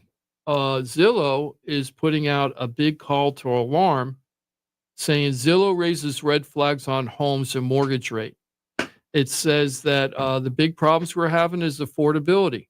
And they're saying that affordability concerns rise as home ownership costs now exceed $15,900 yearly, outpacing people's incomes. Now, I don't know what the $15,000. I read the article and it didn't really explain to me how they come out, the hidden costs of owning a home. So what they're saying is rising expenses for maintenance. So like your cost for materials costs more when you got to put on a roof or you're upgrading your house or something, that costs more than it did in the past. Then you have your insurance and your property taxes are climbing. And that's the extra $16,000 a year that you weren't budgeting when you bought your house. Okay. Interesting. So they're saying that the biggest problem that we're having is that is the affordability crisis. Now, with that being said, and the CPI, people are trying to figure out nationally and locally here in Florida and nationally of how to reduce affordability, especially for housing, because we've got people that are first-time home buyers that are averaging at 40 years old. I'll say it like the other guy, right? And when it used to be like 28 was the average, and now we're at 40. So that's not healthy. You know, the big thing is most people buy the home before they start the family. That's the way it used to be. So if you're buying your first home at 40, if it really is first-time home buyer, that's starting the family pretty late, right? So people don't like that. So Florida's making progress on plans to cut or scrap property taxes. And what they've done is they've created, remember when they were going to give us a bunch of different choices and DeSantis, the governor, shut it down, so that's crazy town. Right. you're never going to get anywhere if you offer too many choices, which I tend to agree with. Yep. I tend to agree with They were that. going to float out like 6 or 8 different options as amendments. Yeah, and it was like too much, and they were in conflict with each other. So like it was going to just decimate everything, right? It was just going to cannibalize all the votes. So he didn't like that idea. No, he didn't. Go ahead. Oh, I'm sorry. Do we have a caller? Oh, we do, but you want to finish up your thought and then we'll go to Mike? Yeah, thank you. So Okay. so what they've done is they've come up with 8 House bills. This is the House now, not the Senate. This is state, okay? They came up with 8 bills of ways to reduce to make housing more affordable. But it looks like the House is saying, let's put all these 8 things up there again, and then let the people vote. Do they want this or not want this? And we'll get into that in just a second. A couple of the 8 things. We're not going to go over all. So it's 8. not all property tax related. No, it's not all property tax related. And some of it I think are good ideas, but I don't get how you're going to put all of these 8 things out there. When I start going over them, it'll make sense. And then expect to get a cohesive plan from it. Well, what happens if we all vote yes on all of them? Right, Well, right. And that's the thing. Is all 8 going to be up on referendum, or are they going to be separate? Or And it looks in like one they're going to bundle? be separate, but I'm not sure yet. Okay. All right. So let's go ahead and Okay. take the call first, just because callers count. Oh, So absolutely. We're going to do the Yes. callers first. We have Mike from New York. He's checking in with us. Cool. He's actually got a couple of different topics, including the cost of pest control. We'll let him bring up each topic one by one. Mike, welcome to Florida Talk Real Estate. Hello, good morning. How are you guys? Hey, happy belated Thanksgiving, Mike. How are you and Colleen doing? Great? We're doing pretty good, thank you. Good, good. Let me just say one thing before you go. Okay. Did you notice that Josiah is no longer a realtor with the company that he was with originally, and that he moved over to new construction? I did not know that. That's why he didn't call to be on the show. I think that's why we couldn't get him on the show. Okay. So anyway, Mike and Colleen were fans listening to us from Facebook up in New York, and they ended up buying a unit, single family home in Orlando, and we helped them find the agent and everything, just for background. Very nice. So Mike, are you still down in Florida, or are you back up home in New York right now? In New York, we're coming down in February, and getting to what you were just saying about inflation. I'm not running the show, but the average cost of owning a home, I would say, is at least between $10,000 to $15,000 with taxes, insurances, everything else. My home in New York and down there are starting to get to that point. Florida's a little less. You're at about 10 with my taxes, CDD, HOA, repairs. We had to add things, even though it's new construction, gutters, fence, etc. Maybe people don't think of things like that when they're purchasing. I just had 5 quick things to go over, if I could. Sure. New Okay, homeowner, new construction, new homeowner. So this is a new homeowner in Florida. So these will be great tips for people that are thinking about doing this. Yes. Thank you, Michael. I did not realize the amount of pest control we would need down there. We've had ground moles, we've had red ants, etc. I don't know the lay of the land down there. I did understand that we would need pest control. So I've had 2 different companies in there, etc. That was one thing I wanted to cover. Did you bring in Bill Murray for the ground moles? No. I hear you got pretty good dynamite over there. Too funny. And I had a sprinkler leak an irrigation leak, I'm sorry, on one of the main lines going to the sprinkler control box that the builder did not cover. That was one thing. Can you guys hear me okay? Yes. Oh, yeah. Yeah, we're here. Perfect. Of course, I've got a call coming in right now. Unbelievable. So that was one thing they didn't cover. So that cost me $350. The company was fantastic. They came there 3 times, etc. That's solved. Okay, so we're talking about cost of home ownership. There's one. And know your heating and cooling system down there. Very important. I know you guys had talked about dehumidification, and you didn't know how that worked. They're down there, you would definitely need a dehumidifier. Up here, you've got you need a humidifier. Up north, the home is Energy Star rated. They have a whole house dehumidifier, which helps dry the air out, which makes 74 degrees feel a lot cooler. That was one thing I wanted to cover, but know how it works. Get a company in there, check their pressures and everything. That was important. The pay down in Florida, this is the next topic. I don't want to jump around here. The pay down in Florida is less than half of what I make up here. My education, my skill set, and my experience, etc. They're talking $25 to $30 an hour, and that doesn't. Are you union up there? He works in trades and contractors. Are you a union member up there? I am a union member. That's correct. I realize it's non-union down there, other than like I've seen Florida Power and Light, things like that. I'm looking at a couple of the different avenues. My wife makes considerably more than me, so it's not a huge concern. But I do need to work. I'm not, I'm still mid-50s. I'm still like 53. I'll be 54. But that was one thing I wanted to tell people, because they say, "Oh, we got all this done in Florida." And it's like, yeah, but you got it done on how much did you pay for labor to get things done? I know when I moved to Florida, when I got my first job, people were like, "That's a great job." I'm like, "I make $8 an hour." They're like, "That's a great job." I was like, "I made a bad choice. I haven't made $8 an hour since I was like 10. Yeah. That was the only thing that surprised me about Florida, because we've done our homework, etc. Lastly, before I get off the phone, looking at our security cameras down there and experiencing the weather up here and seeing what's going on, the snow, it's 30 degrees, there's ice on my driveway. It's hard to stay here till July. It just is. It's going to be 6 months of depression, but it's so close and so far away. It's so far away.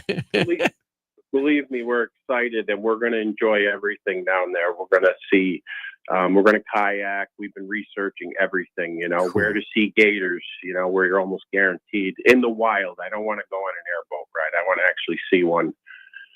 And then another thing, golf. And then I'll leave you alone. But when I was down there, my neighbor said he had rattlesnakes under his garbage can, and it doesn't even faze me, because I said, I know I'm going to see all kinds of wildlife. You just have to respect it, Well, down here in Boynton Beach, which is in Palm Beach County, a few counties south of you right now, they're having, I don't know if they caught it yet, but they're having a big coyote issue. Yeah. When I was up in Tennessee, I kept reading these articles about everybody freaking out. And this is in a very well-developed area of Boynton Beach. It isn't like in the boonies. It's taking out pets. Yeah, it's snacked on or pets. They're taking out pets. I don't know. Yeah, they say they're everywhere. Yeah, in every major city. AJ Holman says that he sees them. My mom says she sees them, and my sister, who lives on Lake Worth Road, just west of the Turnpike, she says she sees them. I can hear them. Yeah, at night. I hear them. Call Acme. We'll get rid of them, or at least make it tough on them. So all the crazy critters down here you have to get used to. Down here. See, they're getting a little too comfortable, it sounds like, in that area. Like here, they would be out in the woods, etc. We've got Forever Wild behind our home, so we've seen everything, deer, turkey, etc. But they sound like they're getting very comfortable around people when they start eating pets and such. I have friends that hunt, and they will actually take those down because they're a nuisance. Not in these neighborhoods. If you miss, you're hitting somebody's house or car or person, because it's that developed out here. This is not rural at all. That's what was so surprising about them there, and obviously they're being pushed out of their environments. Right. So, and also too, when you're down there, make friends with your neighbors. I've got a few great neighbors. One even has our garage door opener. I've gotten really close with him already. Everybody helps, I mean, I don't know. It's taken a lot, but we're just super excited. I don't want to take up your I'm really happy for you. So, Michael, I'm sure I'm going to talk to you before then, but if not, I hope you guys have a Merry Christmas and Happy Holidays. Okay, and I'm sure I'll talk to you before then. Okay. Thank you so much for allowing me on the show and to ramble on, but I had things on a list that I wanted to cover with you. Of course, I love it. Perfect. And it fit the conversation. We appreciate you very much, and have a great rest of your weekend. Yeah. All right, you too, guys. Bye-bye now. So, so getting back to these House bills, so let me just throw out some of the ideas that are in these different bills, okay?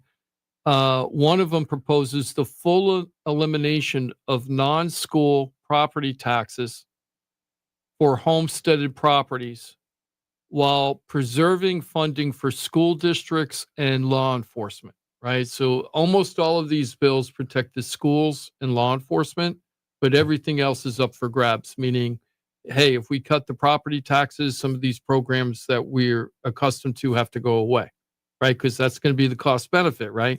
So maybe it means less hours, I'm making up some stuff, less hours at the park, or maybe your city hall isn't opened as long as it normally is. Remember during COVID, it was only open for like 3 or 4 hours a day or something like that? But it's only eliminating the contribution for other aspects from homesteaded properties. This is bill. Just homesteaded, right? Got you. You're still going to contribute to education, law enforcement if you're homesteaded, but all other aspects will only be put into the kitty from non-homesteaded properties. Right. Okay. Now, next one is implements a gradual phase out, increasing the homestead exemption by $100,000 annually over 10 years. And this is for all properties, not just regular. Well, I guess it has to be for homesteaded. Right. But it's so that's kind of interesting where you kind of phase it in over time. Well, that's where I've been, the path I've been on. And 100,000 is a pretty significant chunk at a time, right? Probably by the time you hit year 5, probably year 4, you're down to 0 because the average home in Palm Beach County, let's say, is 650, right? You're already getting, if you're homestead, you're already getting exemptions. So 100,000 extra a year, probably in 4 years, you're down to 0. Right. The next one is targeting homeowners 65 and older, exempting them from non-school property taxes and preserving law enforcement. So everybody at 65 that's homesteaded, they don't pay property taxes except for school and law enforcement. Okay. Next one is homestead exemption for non-school levies equal to 25% of the assessed value. Blah, blah, blah. It's too much math for me. A lot. Okay. Yeah. Let's see. Here's another bill where it says it focuses on homesteads with property insurance. So increasing exemptions of $100,000 by $100,000 if you have property insurance. So if you're homesteaded and you have property insurance, you get $100,000 exemption, which is to offset the insurance. It's to offset the property taxes to help pay for the insurance. I'm not saying that's a good thing. I'm not saying any of these are good or bad. Yeah, these it's are just they're floating out there. I just thought it's interesting, all these ideas. Another one says caps all property assessment increases by 3% per year, or based on the Consumer Price Index, which we just talked about, that report we just talked about. But this is for everybody. It doesn't just for homesteaded people. It's going to cap everybody at 3%. And then investors would love that one. Yeah, for sure. Yep. And then another one is revises our Save Our Homes portability benefits for newly married couples. I don't know what that means. It just says revise our Save Our Homes portability benefits for newly married couples. I don't know what that means. Okay. Now, here's some other ideas that I thought are interesting. This is the one about the seniors, where they said this one is being done by a rep down in, where is he? I don't know which area of Florida he's in. I'm sorry, it doesn't say. It just says he's a representative, Juan Carlos Porras, who said, we have to trust in our elected leaders that they need to prioritize the needs and not just the wants. That is public education, law enforcement, and firefighters. And what they're saying is we can't just cut the property taxes across the board like everybody's talking about, because we got to pay for some services are too important, but we need to help out those that are most in need. And right now, he believes that most in need are the seniors, which working day to day and working with these older condos and people on a fixed budget, some of these seniors are at risk, like that Michelle lady who lost her home. That is a very common thing, and it's very scary for these seniors to be in that situation. So anything we could do to help the seniors, if we're going to help somebody, it got to be the seniors or the kids or Yeah, both. How and about the both? kids. I think it makes sense for if you're retired, 60 or 65 and over, or 60, whatever, 60 and Right, over. right. All right, you no longer have property taxes. Right. Or maybe it would be that if you paid property taxes for X amount of years, let's say you bought the home this year and you're 65, maybe you should have to pay property taxes for a couple of years to buy into the system. And then at a certain time that you've owned the unit, it gets exempted or something. I don't know. I'm just throwing out ideas because we've got to pay for stuff. Because if we took out all the property taxes, it's $18.5 billion that we got to come up with in different ways. I don't think, and this is, look, I'm not an investor, so I should put that out there first and foremost, but I don't think investment properties should be completely void of property taxes. No. Here's why, because it's not just mom and pa's. There's too many big conglomerates that buy up neighborhoods and massive amounts of residential property. They should fork much of that bill, personally. I agree that if you're doing it as a business or you're doing it for profit, that, that's part of you doing your cost of doing business. And Aren't you also paying your sales tax and additional tax on all that too? Like all your quote unquote income? yeah, but at the same time, I don't see how that's going to help affordability. I think that's going to increase prices, because if they're getting more and more breaks, if the investors get more and more breaks, it's going to lift the property values. They're going to go up. Yeah, sure will. So I feel like you have to do something, and I know that investors. There's got to be breaks in the system somewhere. Yeah, otherwise all the big pockets take over. And it's easy for me as a realtor who used to be a full-time investor. Like, yeah, give them the money. But we got to be responsible, or we're going to be. I don't want us to turn into the 49th worst education system in the country.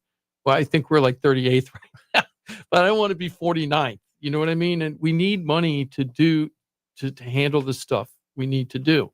So, and we're the third most populous state in the country. It isn't like we're a little dinky state with hardly any residents. We're a big one, right? So it really matters.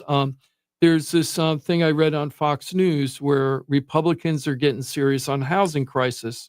And I was like, oh, how are they doing that? Right. So I'm interested, like what are their ideas? Well, what they're doing is have you ever heard of this guy, Benny Johnson? No, I've heard the name. Have you? Yeah. I haven't heard of him. So anyway, he's an influencer.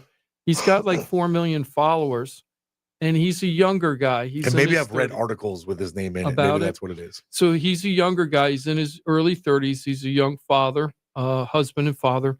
And apparently he's really big in social influencing for the Republicans. And he's been talking about affordability for a long time on his podcasts and his shows.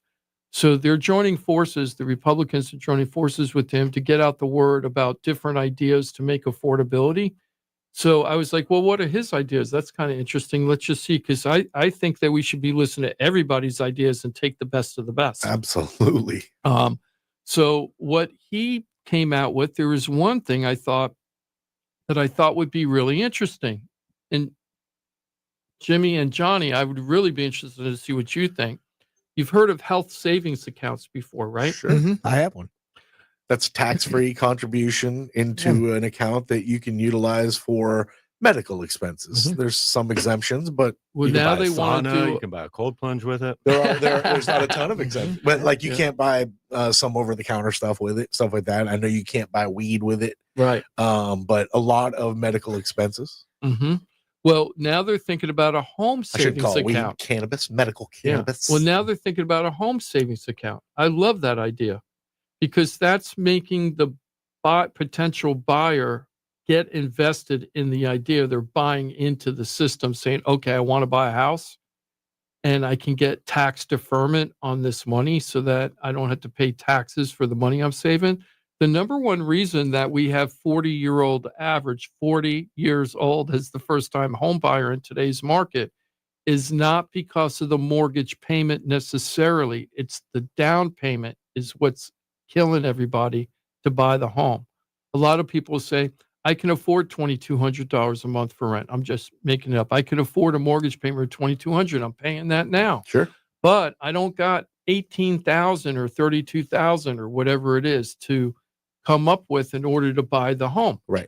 Right. So they could afford the mortgage payment, but they can't afford the down payment. This way they get tax deferment and a incentive to start throwing the money in the bank to save. I think that would be a really good idea. I mean, I haven't thought it out. I'm not 100% into it, but I think it's one of the better ideas that are floating out from this group of people thrown out. What do you guys think about that? Do you think that would be a good thing? Yeah. I mean, you're creating the ability to have a savings, because that's basically all it is, a savings account, but you're able to put that money in pre-tax. I think that's the big key there. At least that's what jumps out at me.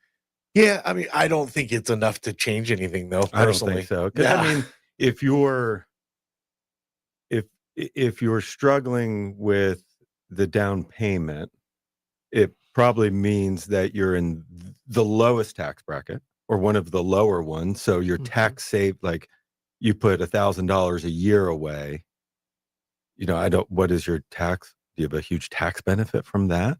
Because that's really what your benefit is you don't have to pay taxes on that income. Right.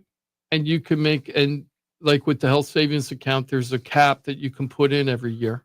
Right. And if you max out that cap, you don't have to pay any taxes on that. I just think for people that struggle to save, I don't think that little bit I don't have to pay taxes on this to save it. I don't think that changes anything for I don't many think people. It's going to be a light switch. You know what I mean? Like it goes from darkness to full light and everybody's running around. I don't even know. I think it'll help. You don't think so? I don't. I just don't think that's enough to make people go, okay, well, now I can save it. Well, you know what? And you might be 100% right. What I'd like to know is what percentage of people using the health savings account, right? So let's say 8% of the people are using that right now. I'm just making it up. That'll probably give you a kind of an idea of what people would probably use for the housing. What percentage of the people would actually take advantage of it. Right. Well, go ahead. Well, my only thing is you got to let people know. I mean, that's the first thing. If you don't even know this exists, you're not going to do it. And then second, so a lot of times that's employer based, right? So when I was working for a particular company, they had a health savings and they also contributed to the health savings account. It's the only reason why I knew about it. If it wasn't for that. Now, do a lot of banks out there offer it just as is? Sure, it's out there. But if you don't know. Yeah, if you don't know about it. And then I think the other thing too, if they're going to do that, they ought to allow you to be able to invest that money. And have that go into investment. So allow you to do that with the health savings account. Do. Yeah. So I would expect like that you could IRA, a short-term IRA for your home. Yeah, and that right because then you could take it'll grow tax-free. Mm-hmm. And then when you take it out, you have to pay taxes on it. I have to ask Jarrett from Jarrett Perry CPA. Yeah, that's a good question. The way it's built, it would make sense. The answer would be no. That's right. What I would Unless you don't use it towards the purchase of a home. I think that's the way it works, Johnny. But that's the way just logically sure. It feels like it would lay. Should yeah. So, to make it the most beneficial. So I feel like there's a bunch of ideas out there. We're going to see how all that goes. As far as affordability. Now, there's some more reports. I'm reading these headlines over and over and over again. Foreclosure rates double, triple, foreclosure rates across the country, doubling, tripling, blah, blah, blah. And I'm not saying that that's not true, but remember, we've been talking about this for more than a year, probably 2 years, where we started looking at how many foreclosures and short sales were either sold that month or on the market that month. And we have seen them quadruple, but we went from like 0.5% to 1.5% of the total market. And 1 to 3% is the normal foreclosure rate. Right, we're getting to normal. So we're getting to normal. But not surprising, though, because in the last couple of months, we've talked about 14-year high on auto repossessions. There's been a lot of articles in the Credit last card month. debt too The high. credit card debt was over $1 trillion, right? Collectively in the nation. And our student loan debt's coming back to haunt us again because we have more restrictions on student loan programs than we've ever had in a few years. I've been reading more and more about people having their power turned off lately. Yes, more powers being turned off. And getting back to student loan, I just want to do a quick shout out about this. I forget what it's called, IDR repayment plan, something, income debt repayment plan, right? That's what we're using to help our people with student loan debt out here. It's based on your ability to pay, not what you owe. It's called an income debt repayment plan. The federal government has opened that back up again, where it's turned on. It was dormant for a little while and it's turned back on again. So anybody that's in that program, call us in order to make sure that you're back in the program and doing everything you're supposed to be doing. You got to go through Krasker. Yeah, you got to go through the law office of Paulie Krasker. We just had a guy named Jerry came to us from Jarrett Perry's group, whose daughter had major medical school bills, and then she decided not to become a physician. And the father was on the hook for the money, I think, and we got him over to Jarrett. I haven't called him because it was right before the holidays, but I heard they got great results, so I'm going to be talking to him. Glad to hear that. Now, transition. When you look at the foreclosure rates for different types of loans, FHA is always higher than all the other types of loans out there for foreclosure rates. Part of it's because they put the minimum amount down, 3.5% down, no skin in the game or low skin in the game. That's why you pay mortgage insurance. And that's why you're paying mortgage insurance. That is like 12 times higher right now than what all the other loans, like VA loans, are a fraction of what FHA foreclosures are. And VA loans are 0% down because 0%. It's a benefit earned, not because there's like this is for people that struggle to afford it. It's just a benefit that has been earned by our veterans. Deserved, and thank you for your service. Right. Yep, absolutely. So we are seeing the foreclosure rate starting to come up. So that actually is happening, whether you want to like that report or not like that report. That's just the way it is. Yahoo came out. But getting to normal. Yes, we're getting back to normal. Right. Now, here's another thing. More than half of U.S. homes lost value in the past year. More than half. Now, that doesn't mean they're upside down. No. It just means that they used to be worth 400, then it shot up to 600, and now it's worth 575. Well, what that tells you is what the homes in your neighborhood have been selling for in the last year. And evidently they've been selling for a little bit less in the last year. So your home's worth a little bit less in the last year. It's worth a little bit less, but it doesn't matter if you don't sell at that time. And that's what people get depressed about when it shouldn't matter. You know what it matters? When you're tapping into or selling your home. Right. That's and unless as long as you could afford your mortgage payment, you got a locked in mortgage rate, you're good. Property values drop. Not a big deal. It really isn't a big deal. Stuff goes up and down. You don't go crazy when your stock, loses, the stock is $123 a stock and it goes down to 119. You don't lose your religion and just go sell the stock necessarily because it's down a little bit at that moment. Right. Right. Now it happens to be your plan was to sell that stock right then. Unfortunately, you're taking a little bit of a haircut. Yes. Yeah. If you have to sell it at that moment, that's the people, but that's a very small segment of the people. So everybody reads this headlines and they go, oh my God, my house value's gone down. Well, only if you sell it or if you refi it. That's it. If not, that's when it matters. Who cares? Yep. You shouldn't care. I know if you were paying rent, would you care if the house you were living in went up or down? Exactly. Right. Exactly. So, that's really important to kind of think of. Now, of course, where are the big metro areas where we're seeing most of that loss? Orlando, Jacksonville, Tampa, Austin, San Antonio, Dallas, Phoenix, Las Vegas is dying.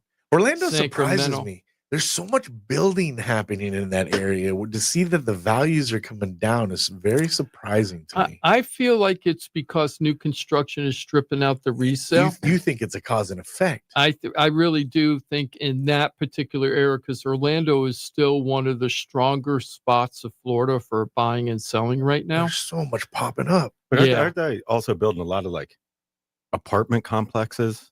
Yes. So that's not home ownership. No, they're doing a lot.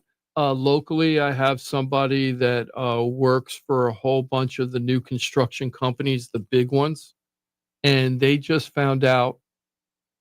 So I'm not going to tell you which developer it is because I don't want to beat up anybody. No right? sense, right? But it's a very well known one we know developer in Florida that also covers other parts of the country. It's a big one. Okay. So they probably have 6 or 7 developments going on right now in the South Florida area. They just did a projection of how many homes they're going to sell between right now and May, because May is the end of their fiscal year for this company. Now, how many homes in Florida here, how many homes do you think they're budgeting that they're going to close on between now and May? Did we do this last time? How big are the developments? I wouldn't even.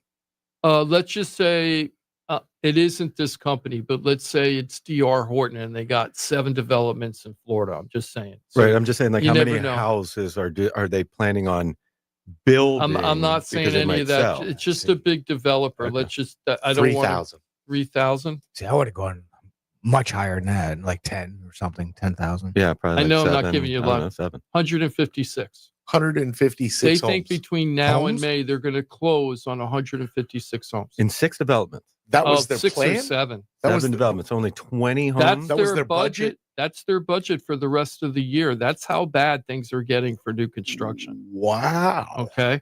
New construction is not on I see your fire. point. New construction is not on fire anymore, even though they're outstripping the resales because they're getting cheaper. You can get a brand new home. Jimmy went through this, but a lot of people are going through. You can get the brand new home and save so much on your just your property insurance it makes you makes the mortgage payment the same. Your first year mortgage payment's pretty cheap too. Yeah. You're not paying because I want to talk about that in a second. And again, is this a supply and demand issue where the supply has gone up so much with the demand being where it is? And of course, that's going to bring prices down. The supply has gone up because the demand slowed down so fast. So it wasn't like they were really overbuilding. Right. They were building kind of average. And then everybody just pulled out and they got caught. Right. So it's interesting to say the demand fell out. The demand exists. It just, we can't step in at the price point. The problem we have is if these homes are $100,000 cheaper, they're all sold. They sell all of them. The problem is not inventory. It's matching the people that want to buy with the type of house that they can afford. Truth. There's a big disconnect between that right now. Yeah. And you know what I think is going to be the trend? 3D printed houses. I'm going to start doing research on this and find out. Yeah, you go container. But 3D printed houses. How about 3D printed containers? Dude, I just was up at a factory yesterday. For the container house. Yes. Yeah, some of them can Those be things dope. are pretty sweet. Yeah. They're cheap too. Yeah, very they are. cheap. They are. But I think the 3D printed houses are going to actually give you even better quality and last longer. I'm not positive. So I really think like the technology of building homes is going to change, and that's going to help with the affordability. That's what I think is going to happen. I think that's the way they solve the problem. Some of the other ideas that Republican influencer had was smaller homes. The cause and effect of that is tremendous, though, because think of all the skilled craftsmanship and trade like aspect that really gets hatcheted if the industry shifts more that way. Yeah. Whew.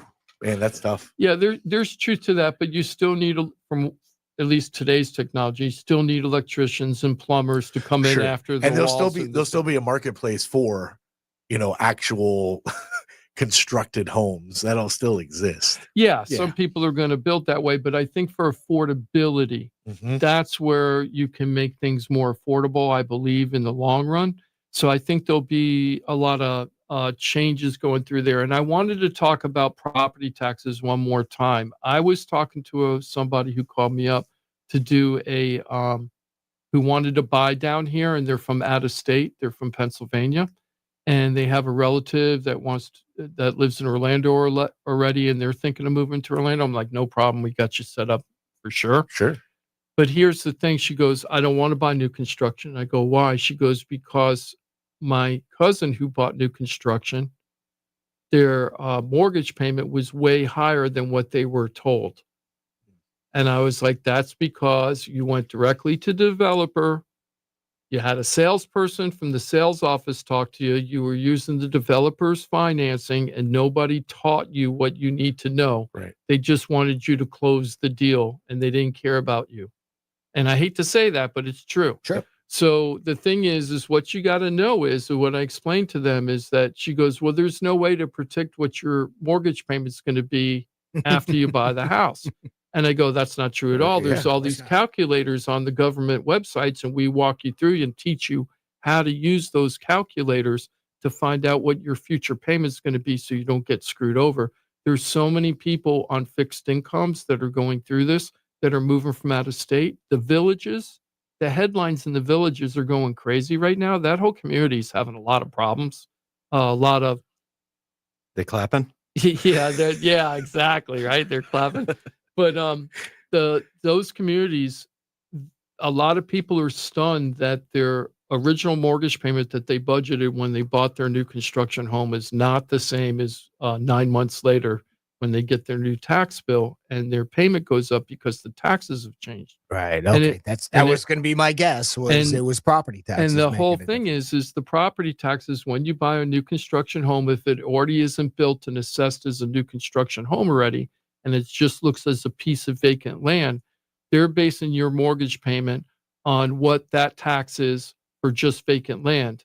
But when you move into that house, it's going to be assessed as with the property on it, and it's going to go up a lot higher. Totally different beast. And you can figure out that number before you end up buying, but you have to have somebody that's got your back to do that. Right. So when I told the person about that, they're like, oh, maybe I do. And they go, well, I still want to buy resale. And I go, you can go ahead and do that, but your tax bill might be, your insurance bill might be a difference of under $2,000 for brand new construction versus $5,000 for resale.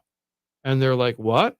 And I'm like, yeah, you need to talk to me. We'll figure it all out for you. Uh-huh. So there's a lot of misconception out there about the understanding your budgeting, which is also an affordability issue for people. Which is one of the main reasons that you have to go to people that are great at what they do, Jim. You think that's the way it works? Yes. You're really scratching in on the point I try to make all the time. And you brought up talking about that. The mortgage calculators out there that exist, but if you deal with us, you get even a better one that Mike has set up, and he'll work with you on that too. You can learn what your numbers are, know your numbers, right?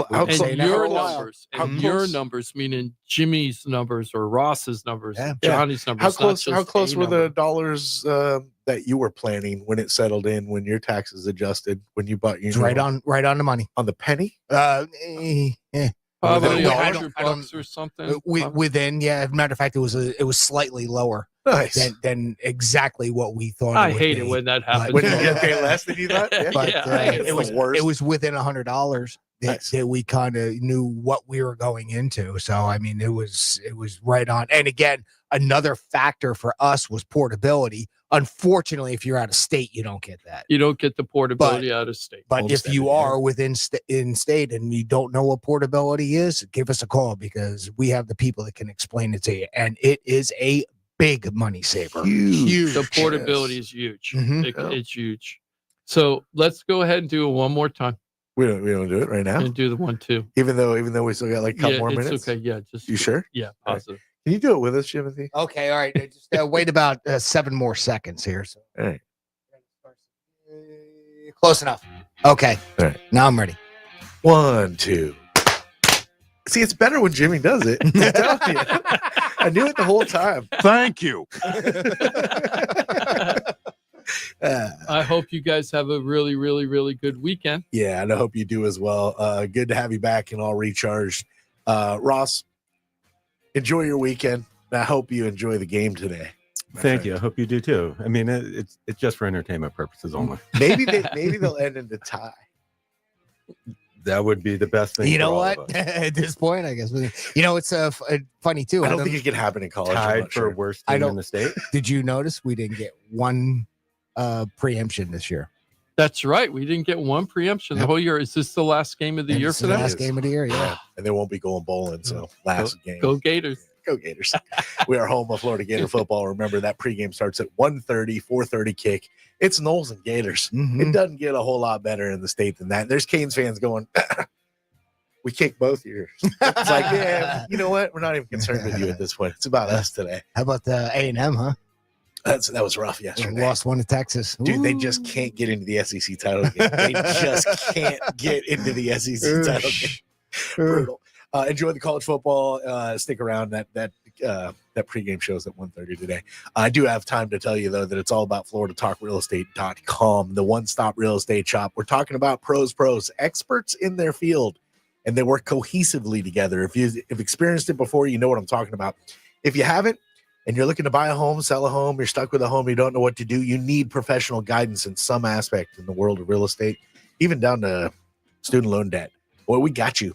And I'm telling you, with the best of the best. One click away, FloridaTalkRealEstate.com. Know it, use it, love it, share it. You can change lives, including your very own, with the pros of FloridaTalkRealEstate.com. Jim DiPaola with the Florida Home Pros team. Have a great weekend. Happy South Florida. Ross Komarinetz, Brightway Insurance, Juno Beach. Have an awesome weekend. I plan on it. I love that. And Jimothy, thanks for everything always, my dude. Sir. Thank you, Johnny, Jim, Ross. Have a great weekend, gentlemen. And thank you, too. Yes. Thank you very much for being with us on a Saturday. The fact that you stream with us on Facebook or YouTube, listen on the old radio, maybe on the app. Thanks for making us a part of your Saturday. And if you do consume it later, maybe you're doing this not on a Saturday, but